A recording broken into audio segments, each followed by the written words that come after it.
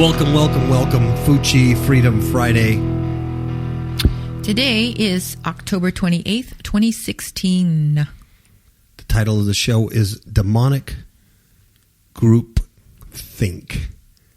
Demonic Group Think. Like the movie 1984, the book 1984. Yes. The movies 1984. Several versions. Mm-hmm. We watched, what was it, the 1950 version? The other day? It was the older version. The very first one. I like that one. I did too. I thought it was really good. Really I liked it a lot better than the other one. Yeah. So anyway, it's those of you who know what I'm talking about. Most of you do. It's groupthink. And so the stories today are selected to show you this kind of thinking push. Mm-hmm. Yeah, to get everybody in conformity, mm-hmm. to think one way, to punish those who think differently, to lash out and strike those who may have an opposing view, who don't quite fit others' little circle of what others think is normal, what you should be. And most of them are liberal people type of thing. So anyway, welcome to a Freedom Friday Hour. That's what we're going to talk about. It's an alternative news podcast with a conservative perspective, which reminds me to read the disclaimer. Last week I didn't read the disclaimer, and maybe it's been a couple of weeks since I read the disclaimer, but I need to do this because there are people out there who get offended by me. I offend people because I say stuff on this show that offends them. I don't mean to. I really, honestly, I don't stay up at night thinking, well, what can I say to really work people's nerve? I don't do that. I'm just trying to do it. I'm just trying to stay in my lane, people. Mm-hmm. I'm not trying to bother you. I'm just trying to stay in my lane. Mm-hmm. And, I have a gift. Mm-hmm. And a message. Ms. Kapow has gifts, and a message. We read the news, we watch things, we see the world turning the way it is. We look at it with a biblical perspective. Believe it or not, Ms. Kapow and I are very, very much into the Word of God. I mean, every day we read and study the Word of God, not because we're cool and righteous and such good Christians. It's just because it fascinates us. We love the Word, mm-hmm. And so that perspective then comes out in these types of podcasts. So we do think we have a message and a purpose, but sometimes, I do say things and I offend people. And so they will let me know that I offend them. And so it's a shame. So anyway, that's why I got to do this disclaimer, because if you're easily offended, and I'm going to try to tone it down today, really, because every time somebody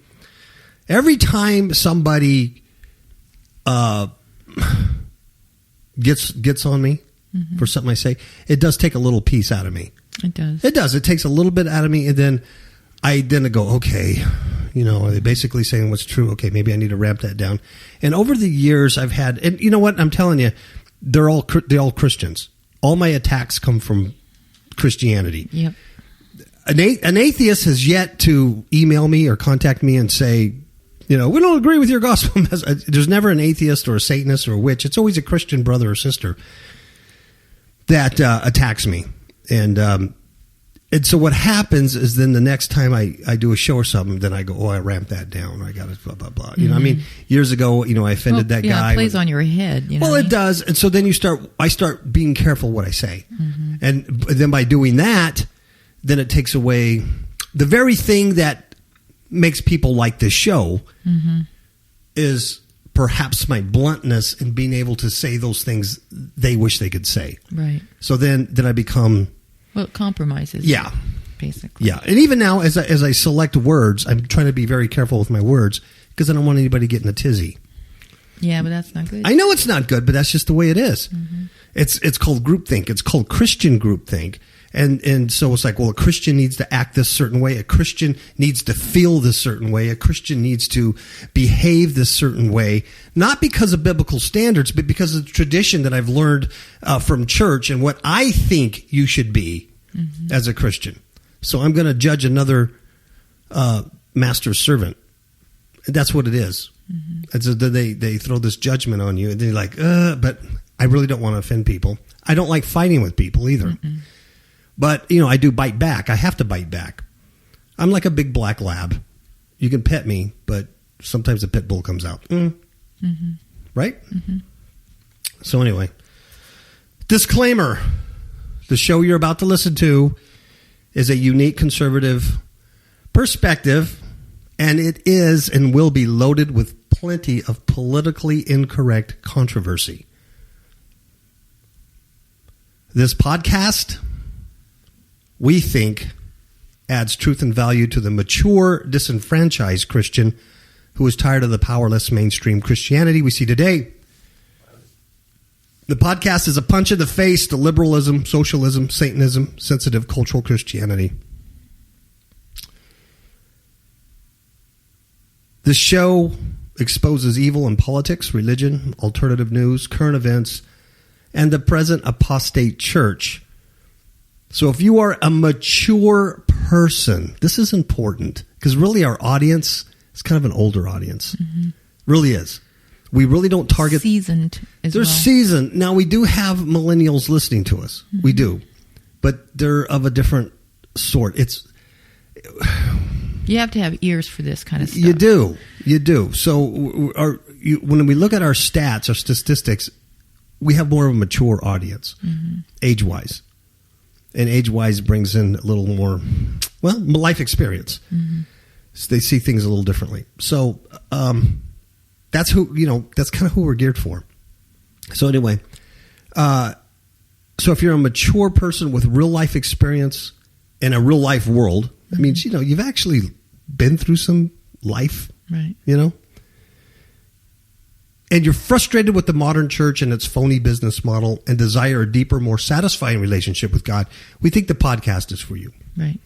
But if not, if you're like, what, I haven't been around that long. I'm still caught up in churchianity. I still listen to Christian music and read Christian books and go to Christian movies. All that. This place is not for you. You're just going to get offended. Because you're going to go, I thought you were a Christian, and you said this about this. I've offended people. A couple of years ago, I offended that brother when I was talking about, what was her name, Madeline O'Hare? Mm-hmm. And I called her some names. Mm-hmm. The atheist, Madeline O'Hare, the one who took prayer from school. Right. I called her some names, and he got mad at me because I called her names. Not because Madeline O'Hare took prayer out of schools and she's an atheist, because I called her a name. And he even said that he couldn't even let his kids listen to the show because I would say stuff and that wasn't appropriate for kids, and that he was embarrassed because he was listening to me at work, right? And even the other people at work are like, what are you listening to? Mm-hmm. So that made me feel kind of bad. He went away and listened to other shows, but I never forgot that, and of course I never talked about Madeline O'Hare again. So once again, it takes a little piece out of you. I offended a Christian gal not too long ago when we did a story on some wife who stabbed her husband over a hot dog or something like that. Remember that? And she thought we were making fun of domestic violence. Yeah, and we weren't. No, I'm talking about the demons inside of people and how ridiculous they are. Not the, you know what I mean? But, see, most of these people are they're raised liberal from their education, system. Right. They're millennials. They're young. They think a certain way, and they have a lean towards a socialistic, secular, humanistic philosophy. Right. So what they do is they filter their Bible, their Christianity, through a secular humanism. Mm-hmm. We gotta love everybody. There's flowers, and everybody's God is love. And that. Oh, see, I just pissed somebody off. I just know I did because I just made fun of them. But so that's a disclaimer. So you have no excuse. If you get mad at me today, you have no friggin' excuse. Mm-hmm. And I just ask you, if you get mad and I offend you, just then don't listen. Yeah, just go away. Yeah, that's all I'm asking. I don't need you. I really don't. I don't ask for money. I don't take money. This is all free. I don't need you. If you have a question and you want me to clarify it, that's different. Mm-hmm. Glad to do that. But don't give me a hard time. Mm-hmm. Just go do your own thing. Yeah. you don't like what I do, go do your own thing. I'm just trying to stay in my lane. I just want you to stay in your lane. Right. Is that clear? See, I just wasted 10 minutes doing a disclaimer because people are stupid. They're weird. Oh, I just called them stupid. Uh-oh. Okay, let me give the scripture of the day, shall I? Yeah. I'm going to read from Zephaniah, first chapter, start with verse 14. It says, "The great day of the Lord is near, it is near, and hasteth greatly, even the voice of the day of the Lord, the mighty man shall cry bitterly. That day is a day of wrath, a day of trouble and distress, a day of wasteness and desolation, a day of darkness and gloominess, a day of clouds and thick darkness, a day of the trumpet and alarm against the fenced cities and against the high towers. And I will bring distress upon men, that they shall walk like blind men, because they have sinned against the Lord, and their blood shall be poured out as dust, and their flesh as the dung. Neither their silver nor their gold shall be able to deliver them in the day of the Lord's wrath, but the whole land shall be devoured by the fire of his jealousy, for he shall make even a speedy riddance of all them that dwell in the land." Excellent. And what's the date? When is all this going to happen? It doesn't say. Soon, though. Can you do a guess? It says soon. Okay. It's about as good as I was going to get, Jerry Bear. On the next red moon? Pink. Pink moon. October is pink? Pink month. Pink, Wear pink. All right.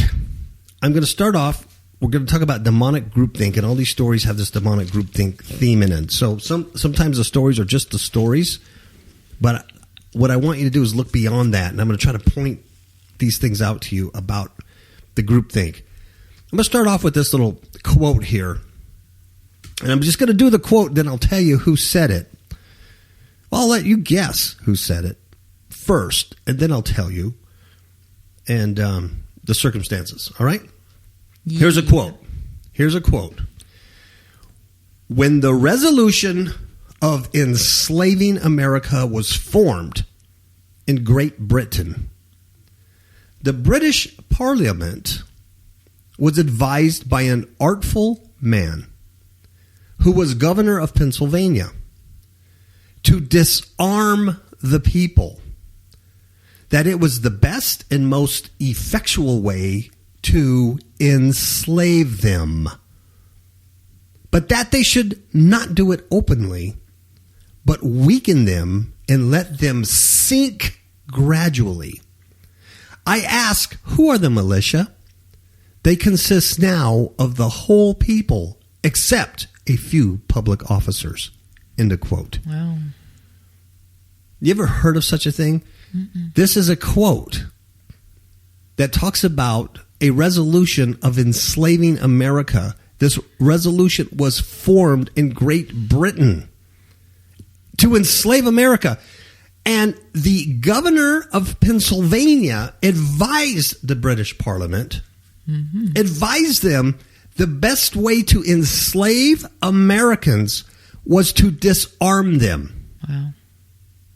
But don't do it like in their face. Mm-hmm. You'll never make it. They said, don't do it openly. Weaken them. And then let them sink gradually. Wow. I'm serious, folks. And then the quote talks about who's the militia. Well, it's everybody except for a few public officers. Mm-hmm. They don't want the militia. See, the right to keep and bear arms isn't so much about your right to defend yourself in your home, or, that's what they make. The right to keep and bear arms is to protect society from a tyrannical government. Yep, that's true. That's true. Absolutely. So guess who said that? Guess, this is a quote I just read to you about enslaving America. It's a very real quote. Mm-hmm. It's not made up. This is a real thing. Mm-hmm. Who's talked about the resolution of enslaving America and taking away the arms? Who said this? Okay, I want the audience to guess. Can I say it? I heard somebody say Hillary. No, Hillary did not say this. George Mason of Virginia. No. Back in 1788. 1788. Virginia's U.S. Constitution Ratification Convention. This is when George Mason said this. 1788. Folks, groupthink's been going on since day one. Mm-hmm.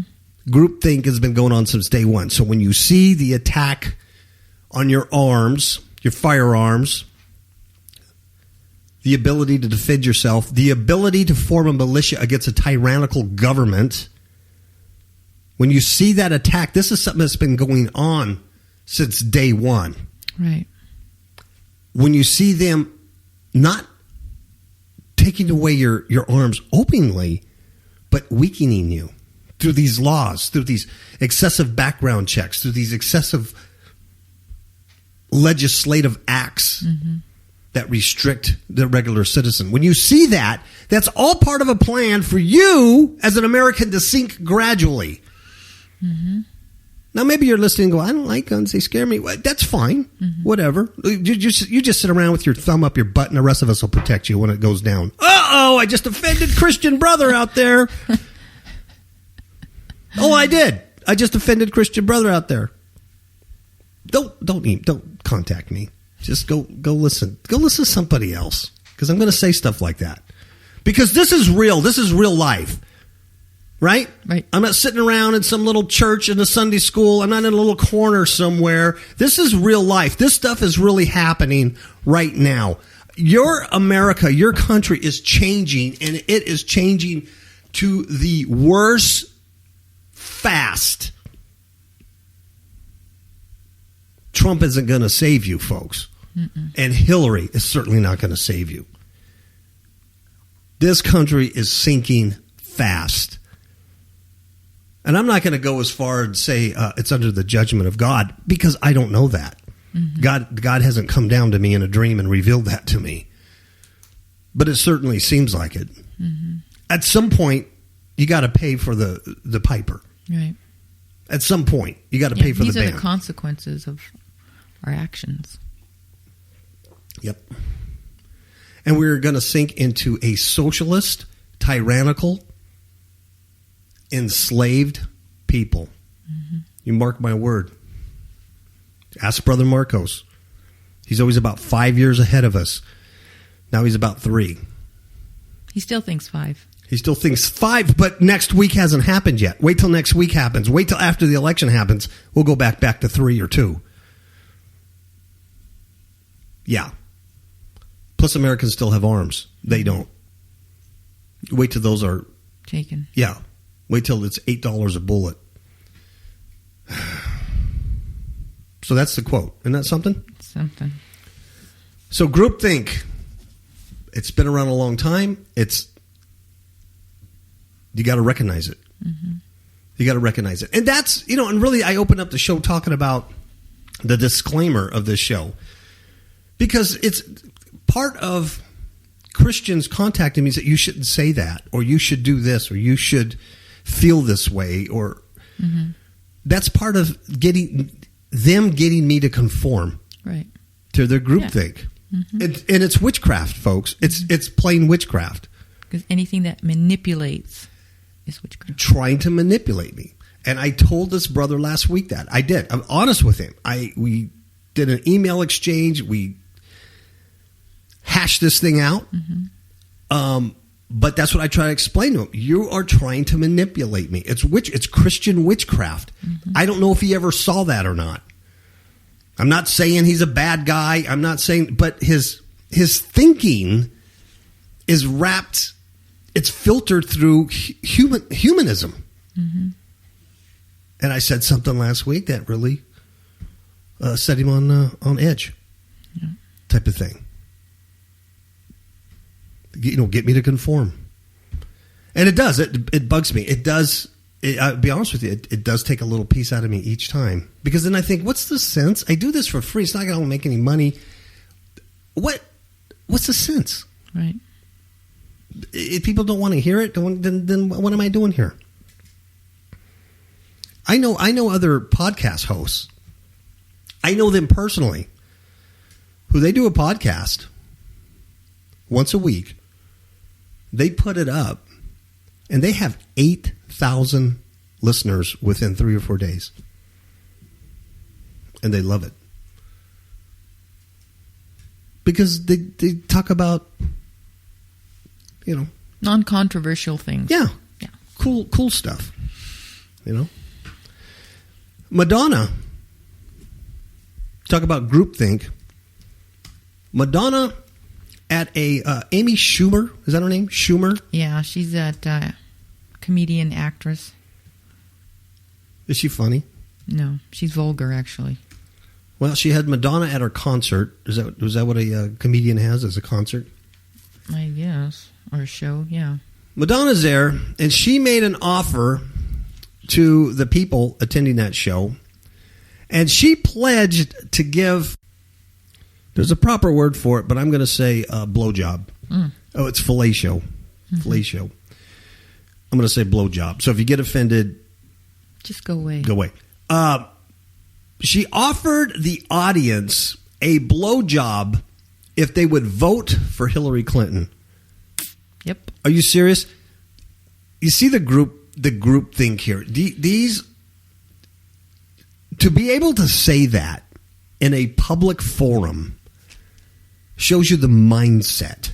It's a filthy, dirty mindset, is it not? Oh, these are filthy, dirty definitely. people on It's both nasty. sides. They're filthy, dirty people on both sides. It's nasty.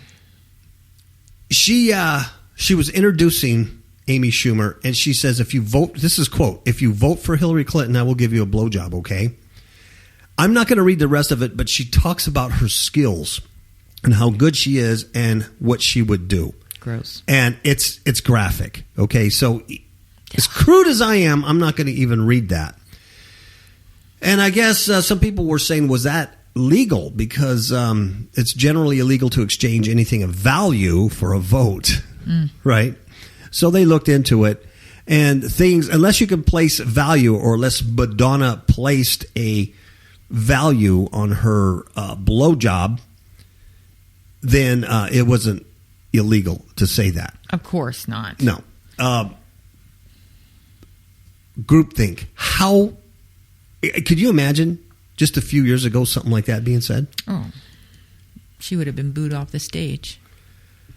Unbelievable. Well, look how far we've come then. Yeah. Down the trash hole. When it's acceptable.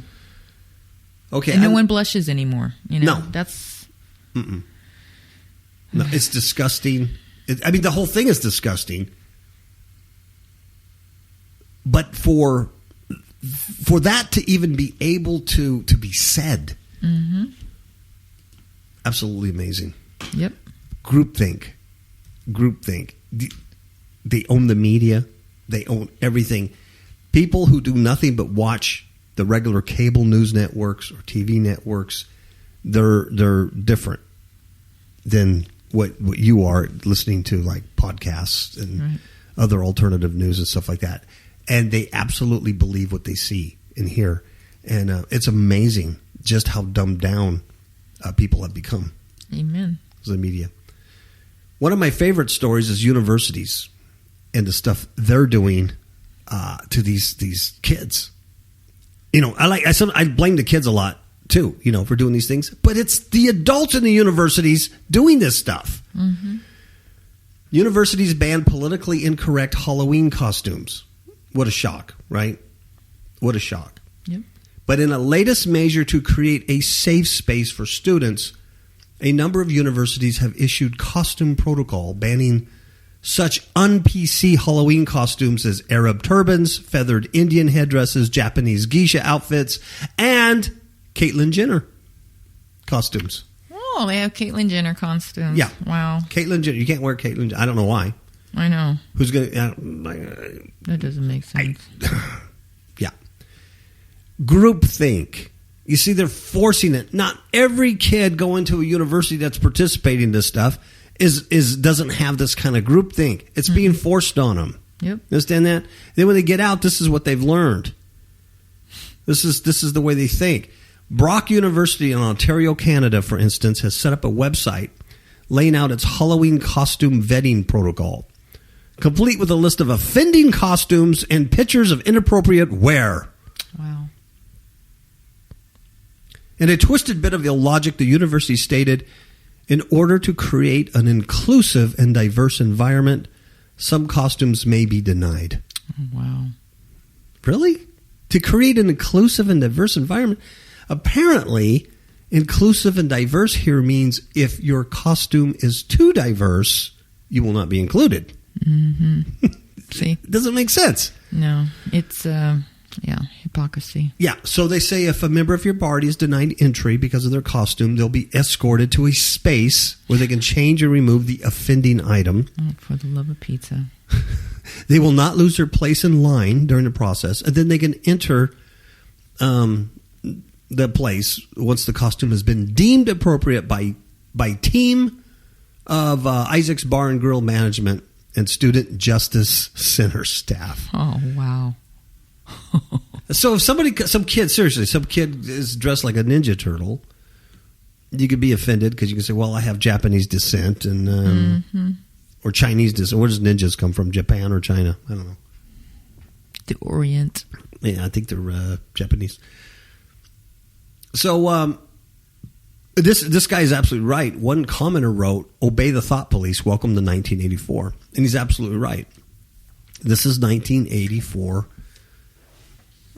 demonic groupthink. Yes, that's what it is, and it's being forced on you day in and day out. It's being forced on you.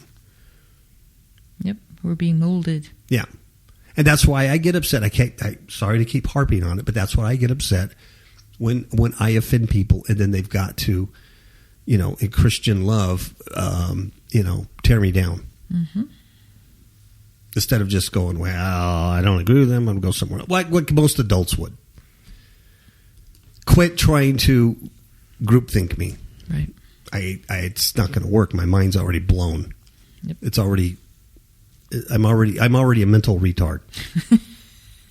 You're already jaded. I am. I'm already jaded. Too many years, I'm already retarded. You're not going to fix me.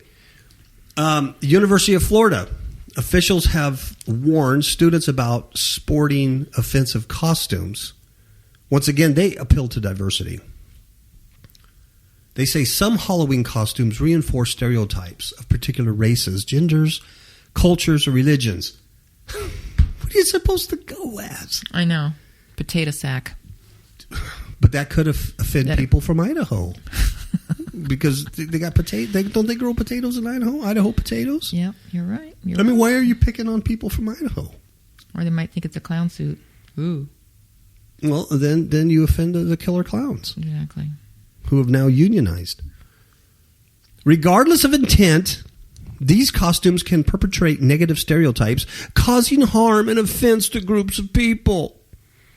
In a scathing article in Forbes last spring, the noted historian Paul Johnson called political correctness, I love this, quote, one of the most dangerous intellectual afflictions ever to attack mankind, end of quote. Wow. Well, I bet he got a lot of hate mail for that. Political correctness has enormous appeal to the semi-educated, he observed. Semi-educated, what does that say? If you're not very bright, very educated, you like this political correct stuff, basically, don't you? Stupid people. Yeah. Stupid people like this. Ignorant people. And it appeals to pseudo-intellectuals everywhere since it evokes the strong streak of cowardness notable among those wielding academic authorities nowadays. That's what he says. Here he goes on. Listen to this guy.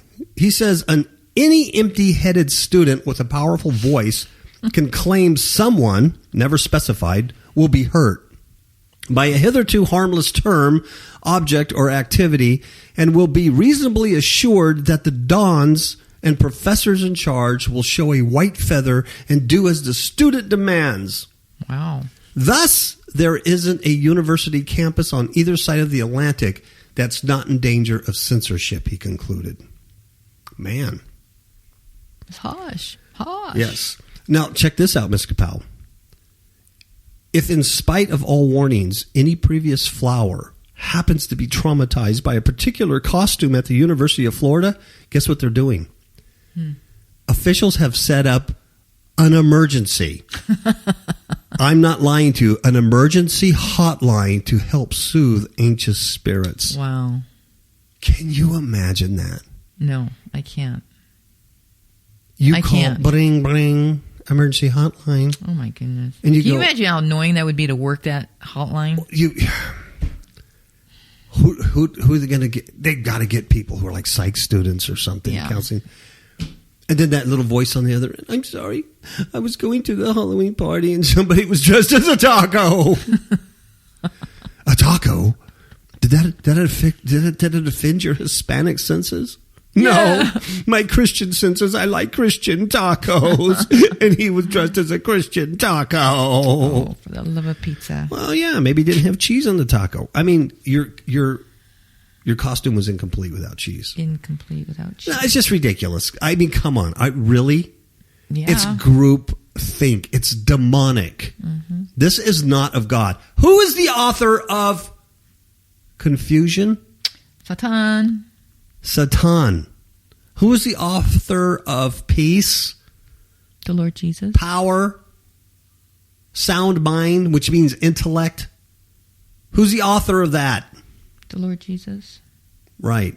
So this stuff can't be from God? Nope. If you're troubled by an incident the website counseled, please take advantage of the 7-day-a-week presence of the You Matter, We Care program, which includes an email address as well as a 24/7 counselor in the Counseling and Wellness Center available to speak by phone. You know what is bad is that these kids will they're going to graduate. They're going to be they're going to be your like insurance agent or your God forbid your doctor or healthcare provider. They're if the world lasts that long. Yep. I can't imagine. They can't survive out here. The first time their boss, like an older boss or something, it says something to them, they're gonna flip. Yep. Let's take a break, and then we'll be right back. I got some more yelling to do.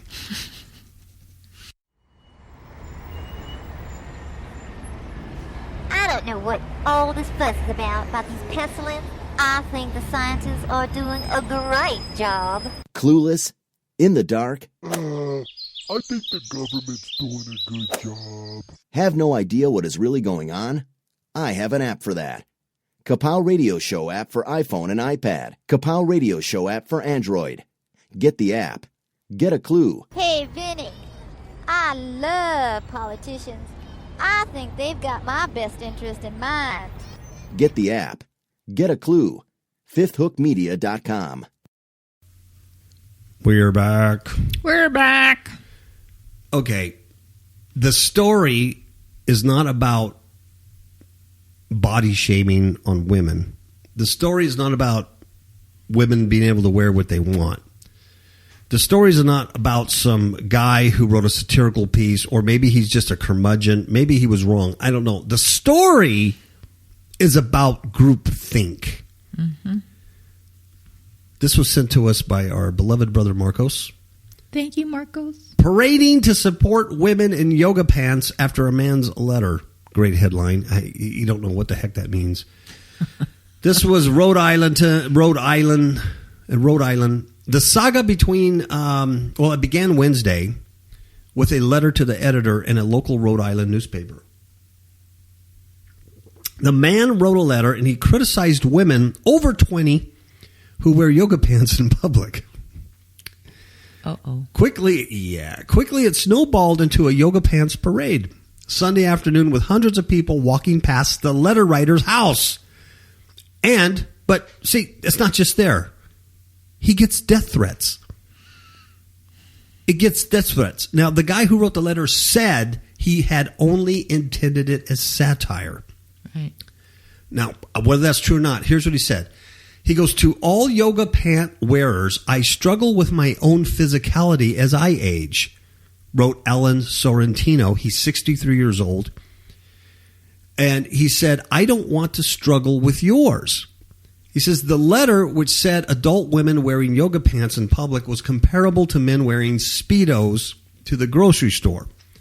That went viral. The backlash was immediate, passionate, and international. Wow. Yes. It just goes to show you that this kind of thinking is global. Yes. He said it was supposed to be funny. Scary. Because he says, what kind of... Here's his attitude. He goes, but what kind of uptight tormented individual could possibly care enough about yoga pants to write such a letter. So whether that's true or not, I don't know. And the story isn't about women in yoga pants. It's about the group think. This guy violated feminism, and not only did... Now, to me, the proper response would have been get somebody who has a brain, or a bunch of people have a brain, and write letters back to the editor.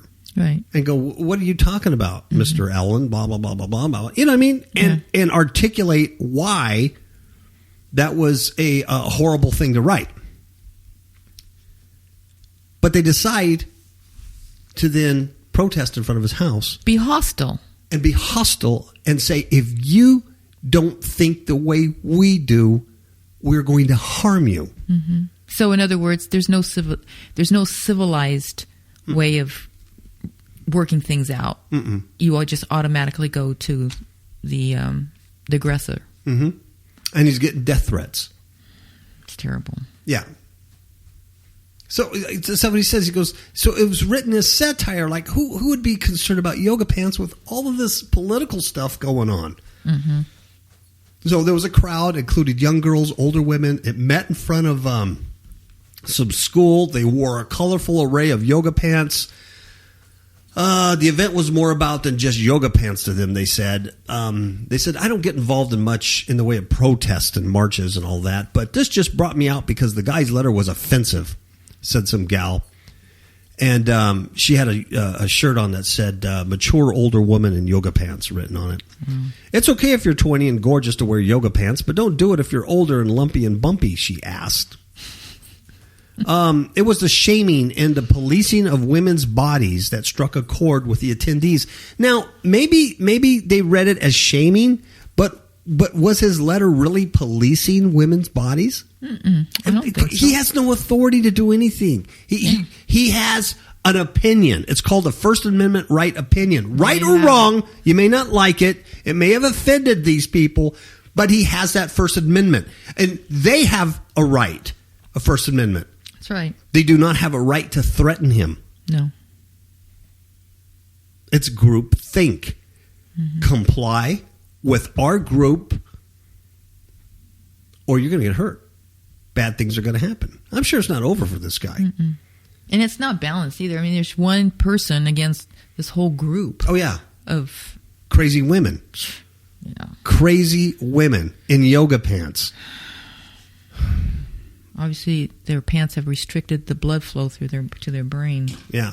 Now, I don't mind women in yoga pants. It's men in yoga pants that bother me. Yeah. And L.A. had a mayor. What's his name? Garcetti. Mayor Garcetti. He wore yoga pants. And he was pretty gross. Los Angeles, California mayor wears yoga pants. Pretty gross. That's all I can It's say. beyond gross. It's disgusting. Yeah. Yeah, I body shamed him. Yeah. It's Fuji. Okay. So the guy, the crowd went on a short walk and a loop. They held yoga pants session. They carried bright pink flags with the words Peaceful Pants Party. Now, check this out. While not directly related to the presidential campaign, the rhetoric of the letter ties into the current political climate. What does that mean? This guy who wrote the letter, they're assuming he's a Trump supporter. Of course. It's not tied into the presidential campaign, but the rhetoric of the letter ties to the current political climate. Hateful. Yes, these people are Hillary supporters. And against women. Yes. You see this? Now, this guy could be a raging liberal Democrat. He just doesn't like women in yoga pants, or he really did write satire. Sure. I don't know. But it goes on, and it said that the guy, Alan Sorrentino, said that the walkers passed by his house, or he put up a sign bearing the words free speech. The police stood on the edge of the property line while some people in the street paused to take photos of the home. He said he received death threats, which he reported to the police. Someone wrote in chalk on the street outside his house that morning, identifying him as the resident. And he says, every little bump, every little noise, I locked my car, I locked my windows, I locked my house, I've locked myself out of my house twice. He said the backlash has caused stress, not just for him, but for his family, friends, and neighbors, who said his partner had decided to leave the home during the parade. So it's terrible.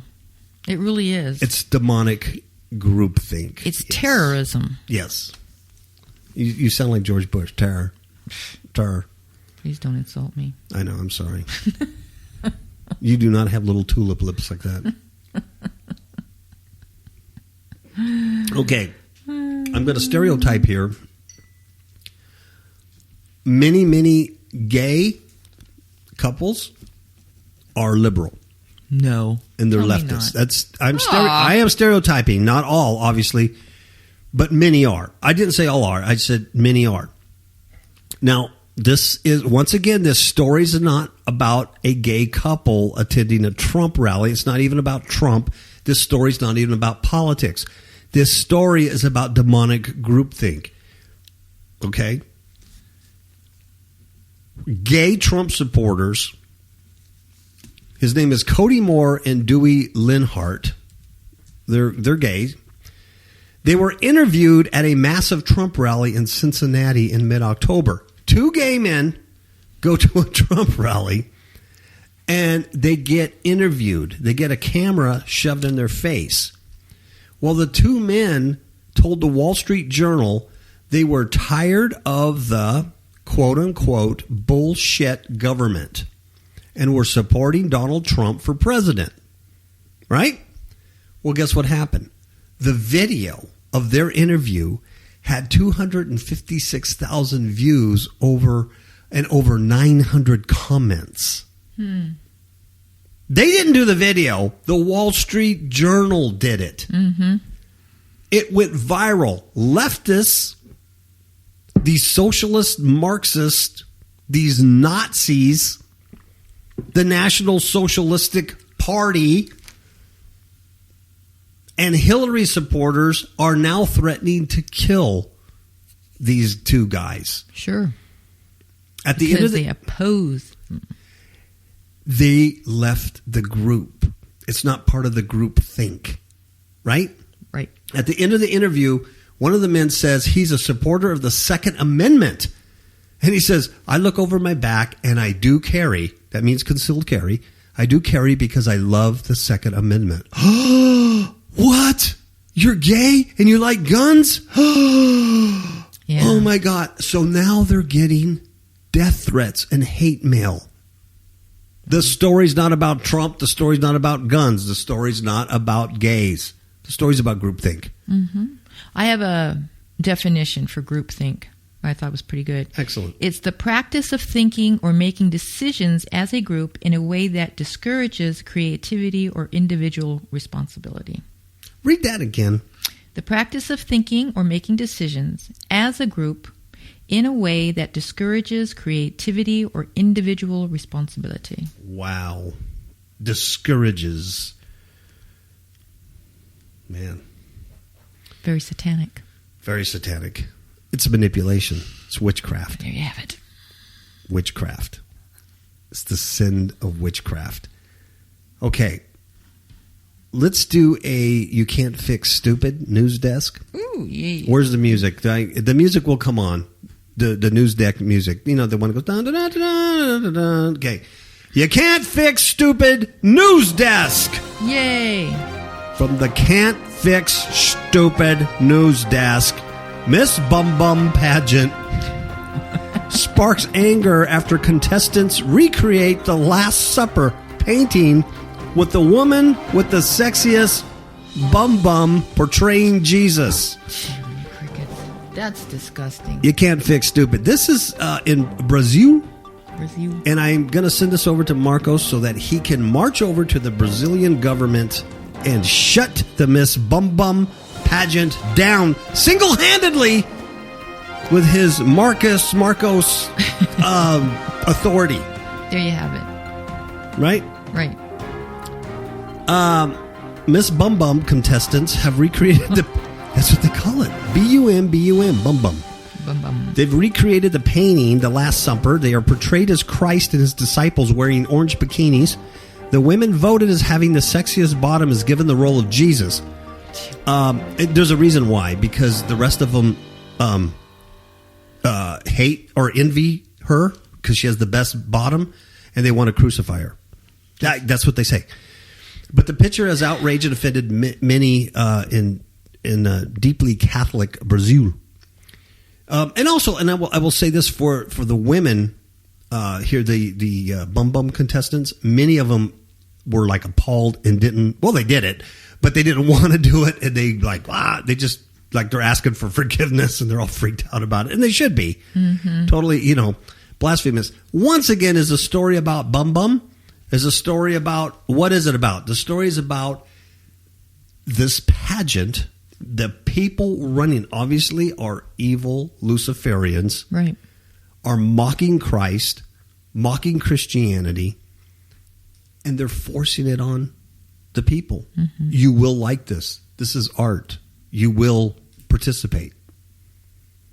You will. It's group. You will conform to our groupthink. Mm-hmm. Brazil's Miss BumBum beauty pageant has sparked anger after bikini-clad contestants posed for a recreation of the iconic religious painting, The Last Supper, with the women as the sexiest bottom playing Jesus. In the photo, there's 8 hopefuls in the popular Rear of the Year contest as portrayed by Christ and his disciples on the night before the crucifixion, at a scene that has offended many in the deeply Catholic community. Last night, religious leaders branded the remake of the Da Vinci masterpiece deeply disrespectful, while Brazil's Religious Intolerance Commission waded into the debate as anger over the picture grew. They have a Religious Intolerance Commission over there? Really? Wow. I wonder what that's all about. Marcos, what are they about? And even the women competing for the best bottom title last night expressed dismay at being made to pose for the controversial scene, with one claiming she had asked forgiveness from God for a great sin. The BumBum contest is in its 6th year. It's one of Brazil's most hotly disputed beauty contests, with winners becoming overnight celebrities and often going on to earn millions in modeling contracts and endorsements. See what I mean? Yeah. That's Luciferian. After a public vote, the 27 contestants, each representing a Brazilian state, are whittled down to 15, who then battle it out over a live final on November 9th. Anyway, this one gal she won. She was chosen to play Jesus in the photo, as her bottom received the most number of phone votes, making her the front runner. And like I said, the reason why... now, she says she regrets agreeing to taking part. She says, I did the photo because of my contract, but I didn't like it and I wasn't happy about it. You can't play around with the Word of God. I completely understand why people are being angry about it, because even I'm angry and I'm in it. For me, it's blasphemy. That's what the gal said. She says, I feel really bad deep inside of me. I'm a practicing Catholic. Since I did the photo, my heart is tight inside my chest. I can't sleep. I don't stop thinking about it. I've already asked for forgiveness from God. I asked forgiveness from everyone else. We went too far. We were part of a great sin. That's sad. Yeah, that really is sad. This other gal said afterwards, I was filled with remorse. God knows my heart, and I knows I wasn't being bad. I think we could be controversial in other ways, but not using God's name, not using a biblical story. Let's see. A lot of people, upset about it. Anyway, you could see that. The one plays Jesus is that it was the last meeting of the women before the grand final. It reminded me of the Last Supper. It's the guy who founded it and put this together. He says it was where Jesus was betrayed by Judas because of jealousy. And like it or not, the women with the most votes is also the target of jealousy. She is the center, and the other girls will want to crucify her because she got more votes than them.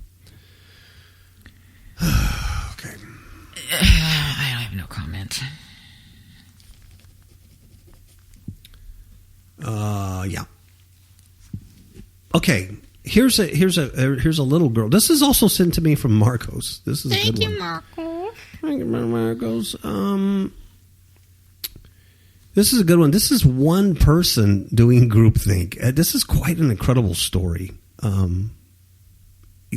This is a 17-year-old girl, and what she does, I don't know what happened to the headline here. What she does is online, she gets these really weak, socially retarded men to fall in love with her online. Mm-hmm. And then she grooms them to commit suicide for her, to do weird, degrading things to themselves. So you talk about groupthink. The story has so many demonic levels, both on the suspect and the victim, and then the manipulation. It triggers certain type of mentality. Yeah, and these guys are, wow. Yeah. Socially retarded. Mm-hmm. One guy says, I would consider suicide if she would take herself with me. Her name is Poison Ivy. She's 17. It's a great name for her. Yeah. She bullies weak men into degrading themselves online before encouraging them to kill themselves.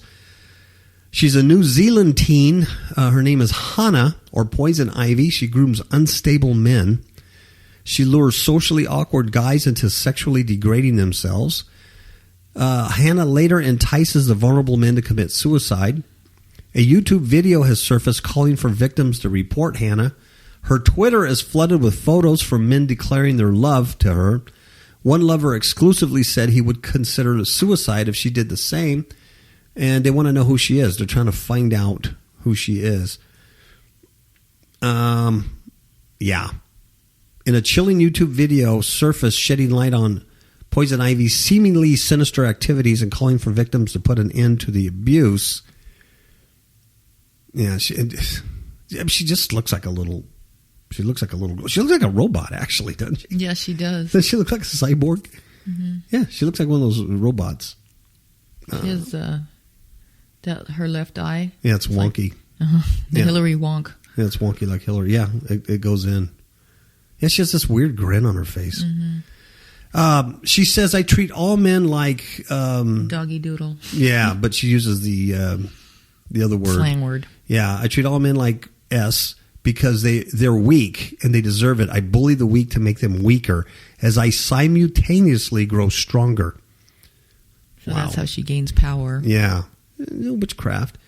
The clip claims she encourages guys to do disgusting acts via a webcam on a live screen, like showing their genitals, spreading their butt cheeks on camera, and sticking objects up their anus. He said the teenager chooses weak, socially awkward guys who have never had a girlfriend or a social life before luring them into debasing themselves. Says the goal of her victims is to kill themselves for her as an act of love. Wow. Man. She's evil. Oh, God. Yeah, understatement. Yeah. You know what I'm thinking too? Is like, is she even a female? Is it even real? You know, probably some weird dude. Yeah. You know what I mean? This girl will not stop until these guys kill themselves. She grooms them for months. Hannah's Twitter bio reads, I treat all men. Oh, I already read that.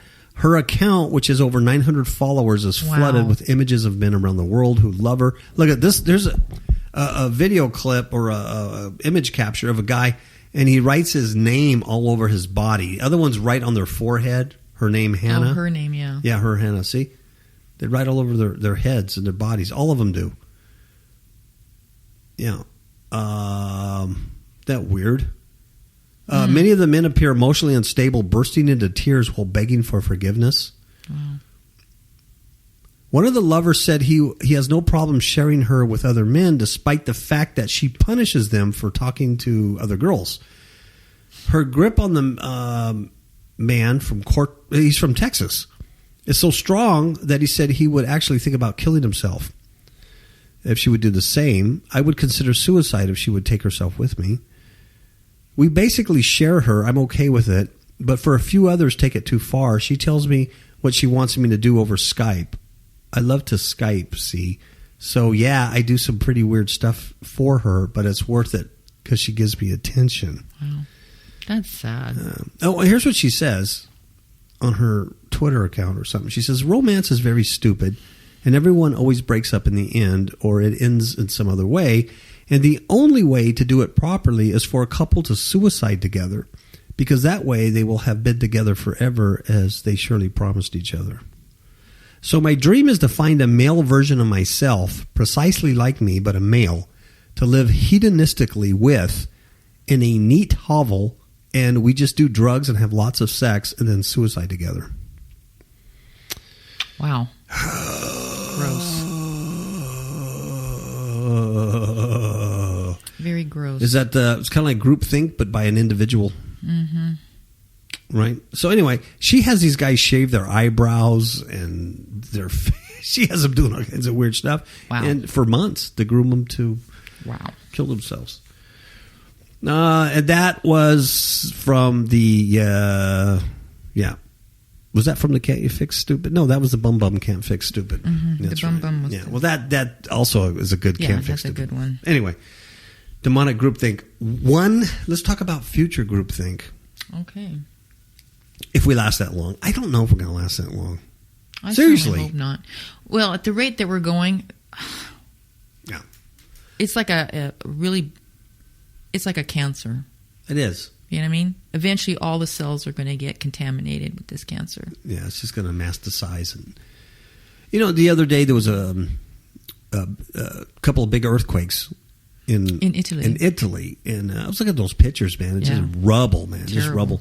And the word apocalypse has come forward. People are saying it was like the apocalypse.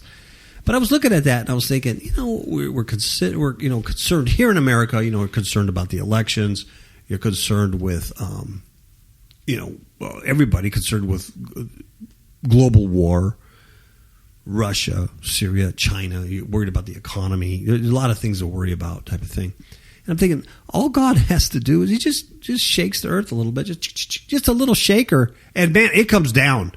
So you could be looking at all this nuclear stuff and fighter planes and, your money in your bank account and Obamacare and Hillary and Trump and all stuff. And it just takes a little shaking, man. Mm-hmm. And it's over just like that, He just has to send one angel. Yeah. Jump down here. Gosh, absolutely. Of course, we've talked about this on other shows, with the Book of Enoch and stuff where the sky falls. Mm-hmm. The end of time is when the sky falls. And we know that NASA and they're looking at the sky in this way, and here's the asteroid that comes right behind them and hits Russia. I mean, they can't track this stuff. No. But it's just back to the garden and to the Tower of Babel where you try to outthink God. Yeah. Exactly. You know what I mean? Yeah. You can't do that. They can't do that. Mm-mm. They try to make their own blessing. Mm-hmm. Yeah, we talked about that in Genesis 1 prophecy. Yeah. People trying to make their own blessing, and then they leave the blessing of God. This is the Netflix boss, the CEO of Netflix. This guy's a kook. Here's what he says. The future of TV could be pills that make people hallucinate. Okay, don't we already have LSD and ayahuasca and a bunch of stuff that makes you hallucinate? Mm-hmm. Okay, so I don't know how this is all going to work, but he's talking about the Matrix again. The whole movie, The Matrix. He says it might be a blue pill. Now, you never want to take the blue pill. Mm-hmm. You want to take the red pill, right? Because if you take the blue pill, you just go to sleep. And then you wake up the next day, you don't remember what happened, and you're just a drone. But if you take the red pill, then you go down the rabbit hole, right? Your eyes are open. And your eyes are open in the movie. So and you never can go back. Yeah. So, but he wants people to take the blue pill, and he says it might be the blue pill that makes you hallucinate in an entertaining way. I don't know how you control that. And then another white pill that brings you back to normality. Just like that. And then that's going to be the future of television. The future of TV might be everyone taking hallucinogenic drugs. This is according to the head of Netflix. My goodness, what happens to these guys? Well, I mean... They're insane. The threats to the streaming TV company might not be Amazon or other streaming services, but instead... Pharmacological, thank you, ways of entertaining people. His name is Reed Hastings. Mm-hmm. He's the boss of Netflix. Reed. Well, here's what Reed says. And just as films and TV shows are supposedly improved version of other entertainments, those same things might eventually become defunct. In the same way that the cinema and TV screen made the opera and the novel much smaller. Something else might be on the way to do the same thing, he says. You know, he said this too at a Wall Street Journal event. And Hillary was present getting $600,000 for the speech. I just made that up. But, hey, they make stuff up too. Let's throw that out there. Those challenges could come from anywhere, he said. They might not be another form of screen. Is it virtual reality? Is it gaming? Is it pharmacological? There, I said it. There you said it. That's what Hastings said. He went on to say that it might be possible that in the coming years, someone, that someone could be you, listener, will develop a drug that will make people get the same experiences that at the moment come from streaming services like Netflix. Okay, I'm having a hard time following this guy. I know it. Okay, so he's saying you'll take a drug and you'll get the same experience at that moment that comes from streaming services like Netflix. Can I just watch Netflix instead of taking the drugs? Can I do that? Save my liver? I don't know, huh? Can I? Apparently, he's making reference to the Matrix. He said we might be able to take one pill to escape a hallucination and then another to come back. Oh, to escape into the hallucination. And then another pill to come back. Yeah. But who's to say that in the hallucination itself, you don't take the pill to come back? See, now that's a good... And then you stay in the hallucination. Well, see, that's good entertainment right there. Yeah. I think because you're hallucinating that you lost... You're not in your right mind. The white pill. It fell off your yacht, say, and it fell into the ocean, the Indian Ocean, and there was great white sharks, lots of them. And now you can't get your white pill. In reality, the white pill's sitting right there in the little tray, but you're hallucinating that you lost it. Now you can't get back to reality. You see what I'm saying? That's a good show right there. We're going to call it Lost in India. So how many people have died now? Millions. But they're not really dead. But it's entertaining. But they're gone mentally. Yes. But they're having fun. It's like streaming Netflix. I don't know. Well, you can't ask them, but you have to assume. Okay, so it's stupid. What's wrong with this? You talk about group think. You talk about demonic group think. But see, if they roll it around enough, they'll think, oh, we're going to legalize this. There, because 20 years ago we legalized marijuana throughout the nation. Not just regular marijuana, hybrid marijuana, concentrated cannabis. And these stupid thoughts come from the demons themselves, and they're going to help you make it work. Oh yeah. So. People are going to get very rich about this. He says in 20 or 50 years... See? That's quite a gap. Spitballing. Okay, I'm spitballing. 20 or 50 years, not 20 or 30. Not 30 or 40. Not 40 or 50. In 20 or 50, taking a personalized blue pill... Oh, it's personalized for you. You just hallucinate in an entertaining way, and then a white pill brings you back to normality. He says that's perfectly viable. And if the source of human entertainment in 30 or 40 years is pharmacological, we'll be in real trouble. Oh, so he's not for it. He says we'll be in real trouble. His references to the Matrix and to being in trouble recall arguments that have recently been made by tech billionaires, including Elon Musk. There you have it. And Sam Altman. Both have suggested that it might be possible that we are part of a simulated universe, something that they said might be part of a virtual reality world, but could just as easily be the result of a drug-induced hallucination. So there's a big giant somewhere sleeping. He's on drugs, and we're part of his dream, according to these guys. Mr. Hastings didn't indicate whether or not Netflix would look to make such drugs itself or how it would fend off any companies that did. But it does seem a little like something on Black Mirror, which Netflix is showing on the new season at the moment. Whatever. Anyway, it's the story. The story's about groupthink, is what we want to bring out of this. And of course, he's talking in the future of something. But you can see this kind of mentality. You can see drugs being legislated, legalized. Well, now you'll have to watch TV with a doctor because who's going to administer that medication to And you? you can't afford that doctor, so you have the government pay for that doctor through your Taxes. Hillary care. Yeah. And It's stupid. only if you make $12 a year can you have the free doctor and the free hallucinating drugs and everything. If you make more than $12 a year, you don't get the government subsidies, and that will then cost you $6,572 a month.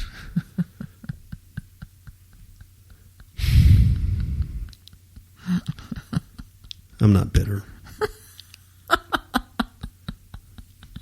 Well, hopefully the Lord will be back by then. I hope so. It's just disgusting.